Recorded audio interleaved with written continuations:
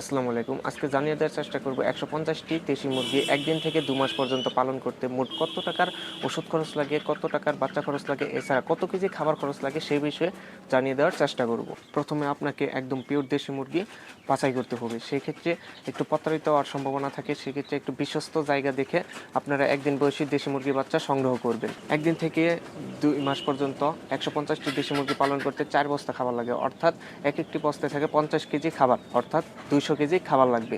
বর্তমানে একটি বস্তার মূল্য ৩৪০০ টাকা, ৩৩70 থেকে ৩৪০০ টাকা, এক এক জায়গায় এক এক রকম। ৩৪০০ টাকা হিসেবে ধরলে আপনার খাবার খরচ, ৪ বস্তা খাবার খরচ দাঁড়াবে ১৩,৬০০ টাকা। আপনাকে বাচ্চা সংগ্রহ করতে হবে। বর্তমানে একদিন বয়সী বাচ্চার দাম ৪০ থেকে ৪৫ টাকা। যদি ৪০ টাকা হিসেবে ধরেন, ১৫০ পিস বাচ্চার দাম দাঁড়ায় ৬,০০০ টাকা।